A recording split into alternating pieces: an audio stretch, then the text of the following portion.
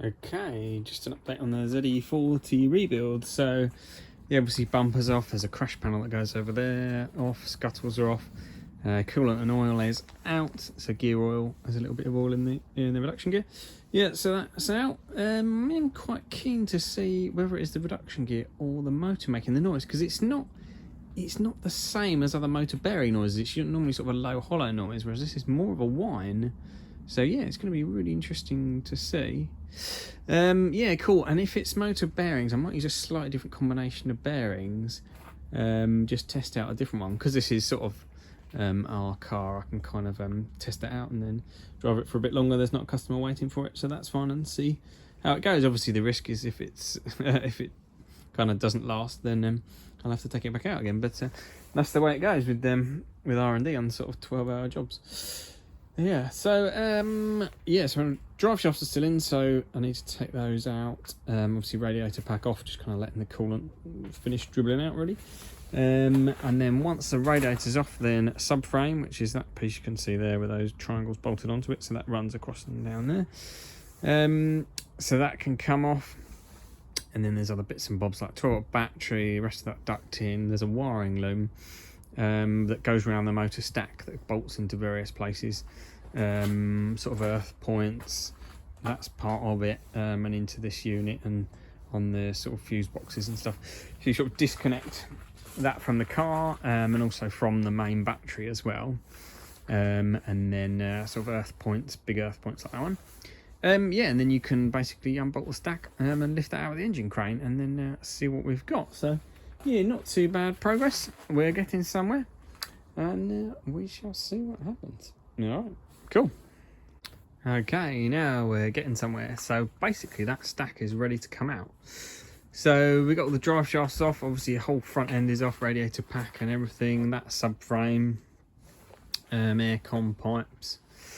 And there's an engine mounting at the back, that's off. The main high voltage battery cable is disconnected, and the BMS cable, so this is the BMS cable that runs down the stack and down to the battery, that's wiggled over.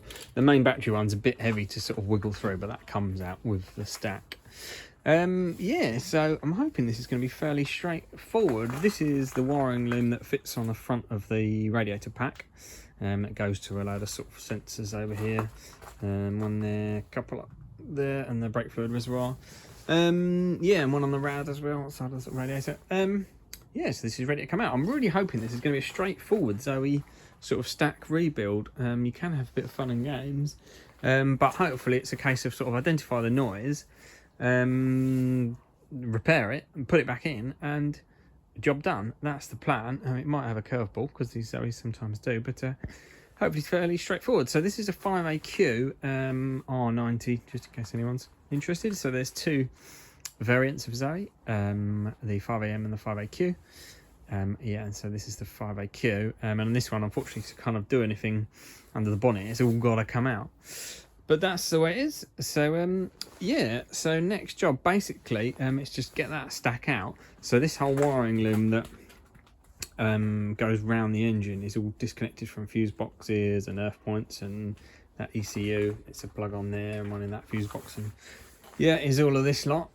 So that's all disconnected, put moved over there. This is the Renault procedure, done by the Renault procedure, and that stack is literally, you can swing it like that. There's an engine, sort of like dog bone type engine mounting at the back, and that is off like a stabilizer bar kind of thing. That's off, so it's literally held in by there's 3 bolts there under the brake fluid reservoir, and that one there, which is sort of on the end of the reduction gear. So yeah, that's about ready to come out. Unfortunately, to get to the motor, so this is the motor. That's the reduction gear, 10-to-1, sort of more like a differential really, no clutch, just fixed reduction, and then with drive shafts at either side. So that's there, and then this control box is kind of like the charger, DC-DC converters in there, motor controller, and a couple of other sort of bits and bobs. That's all kind of in one box, AC compressor up there. So, but to get to this motor, you've got to take this whole stack out, so engine crane, get it out, and then we'll split that. So we've just got the motor, reduction gear separate, and that box off, Should we do that? Do we need to take that box off? Actually, we can just pop that reduction gear off that side and then spin the motor and see where the noise is. Hopefully we don't then have to take that off. So we'll see. But yeah, we'll get it stripped down. I think that's enough for today. It is thoroughly dark. Yeah, I am done for today. But that is ready. Basically, next job is just to lift that out and start stripping it down and go from there. So, all right, cool. I'll catch you later. Cheers.